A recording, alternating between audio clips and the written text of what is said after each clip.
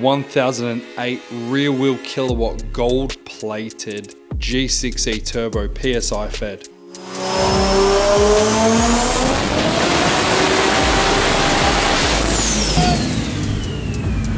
Welcome back to the channel. If you didn't know, recently I did a huge giveaway of the VL Commodore that I spent 4 years rebuilding on this channel, but we had an alternative first prize of $20,000 credit with me to feature your car on this channel. The giveaway happened on the 10th of December 2024 and the winner was Elias, also known as Leo, who owns this insane FG that he spent 3 years building. Initially, Leo chose to take the VL Commodore as the prize, but then after getting his car back and taking it for a drive, he's decided that he wants to change his mind and go for the $20,000 credit option for us to further modify his 1008 rear wheel kilowatt FG Falcon. Let's go check it out.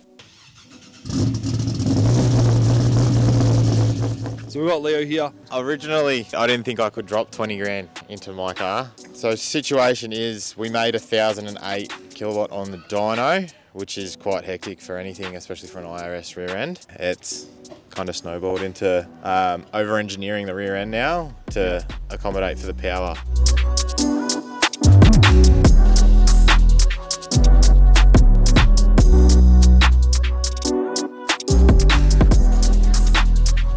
Come here.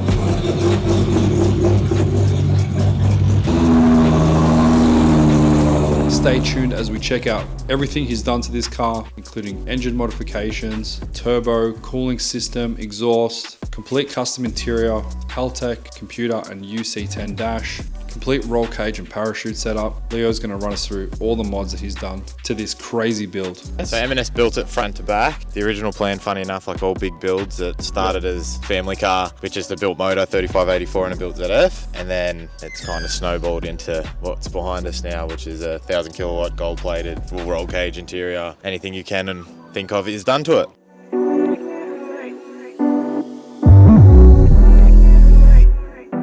Let's have a quick look over the car and see how insane this is. So motor was built by Dwayne at Pro Straight Race Engines. The thing's his highest package you can get before billet block. So it's 3/4 grout filled, D-stroked, 3.7 litre billet crank, billet end caps, billet main caps, 525 studs, oversized studs, ported head. Like pretty much if you walked up to an engine shop and said, I want your best package before billet block, this is what you'd walk out with. Turbo started life as a G45 77 82. Pro Charge and Sunbury have high floated to an 85 82. All the fab work was all done by PSI'd Up Fabrications on Southeast. SDF Pro Mod manifold. So it's just a Plazzy cooler, but we had to get custom thermo fans, custom radiator, all that stuff made for the clearance, for the harmonic balancer, billet alternator, just to keep it all going. EGTs as well, 2600 fuel tech injectors. So I wanted to see 1000 kilowatt on the dyno, so it's got everything to support that. Interior is a GTP style full interior by Lux Automotive in Carrum Downs. The theme through the whole thing, I wanted something kind of different. So it's like a hexagon pattern with forged carbon accents through the whole thing. So forged carbon steering wheel, through the door spears and all that stuff as well, with the forged carbon coil cover in the engine as well. But yeah, clean as, love it, hold your wheel well. And I've also got a full set of Kirky stuff to go in as well for racing. So all the fab work, the same thing, PSI'd Up fabrication. So there's full cage, chute, all the cooler piping, exhaust. It's got a full 4-inch exhaust straight through with the AES exhaust valve as well. And it's funny, I started with the IC7, but this car's taken 3 years to build, so they've dropped the UC10 in the meantime. So yeah, now it's got a full UC10 dash in it as well. The whole thing's powered by Haltech. It's been rewired front to back with a Haltech Nexus R3. Brakes are a VMAX brake combo. They're a J-hook rotor with his custom VMAX brakes. It's a C63 caliper, so essentially it's an AMG size 6-pot brake, so it's bigger than a Brembo. Which is fun for trying to get front fitment for race wheels, but other than that, 1000 kilowatts important, but stopping's more important. The brake combo itself was a 6-pot front, 4-pot rear. Since going the race conversion, they're an EL rear end brake package. Same thing from VMAX Brake, he sorted it all out. Rear end, we started with the FG rear end in it, but pulled that out because the BF cradle is actually 35mm short on either side. So put the BF cradle in it, IMS diff hat, True Track with 3.7s, the Repco shafts, the full Delta control arm, blade, catalyst catalogue, everything in the rear.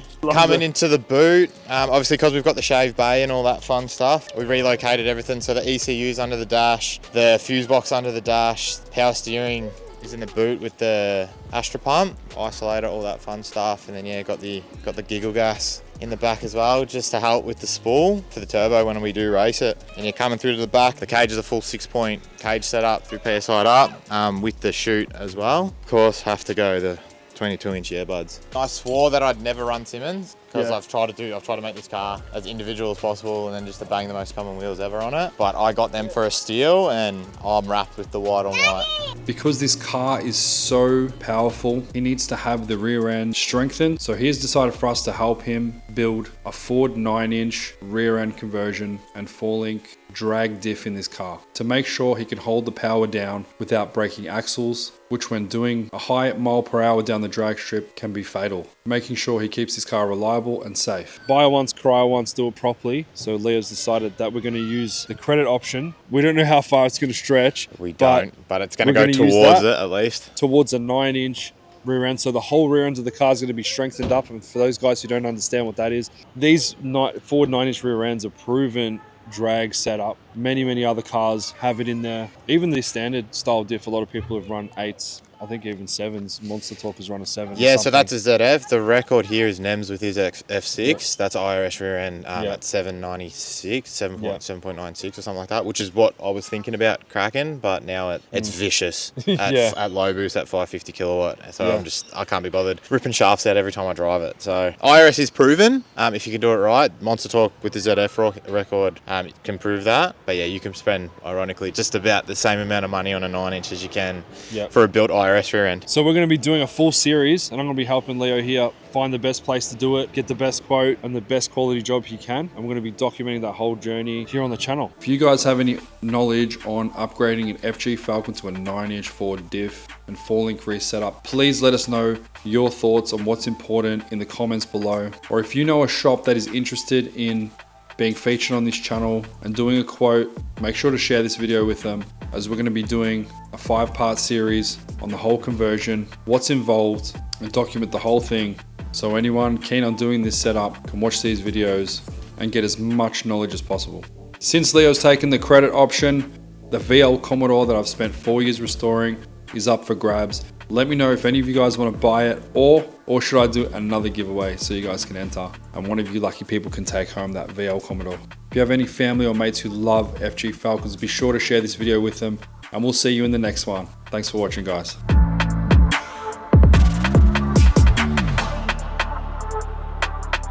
I don't know when this is going to get dropped, but the rear end in this is for sale as well. If anyone's interested, hit George or myself up. With the rundown, I can sell it with the race wheels as well, EL brake conversion, or just a solid diff bolt in for you as well. So diff, cradle, true track, the Delta stuff. So yeah, pretty much drop yours out, put mine in there. Tail shaft as well, and tail shaft as well, because that's useless to me with the 9-inch.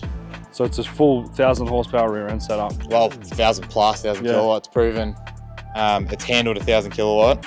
To anyone that's thinking about going this stupid, in my opinion, 550 for the street's enough. But yeah, this thing's proven. It's 1,400 horsepower, but yeah, with the opportunity that we've got now, I'm just gonna do the 9-inch and be done with it. But yeah, this is for sale. If anyone's interested, hit us up. Looking for just a clean sale. Just one person takes everything, either with or without the wheels, the drag package. Yeah.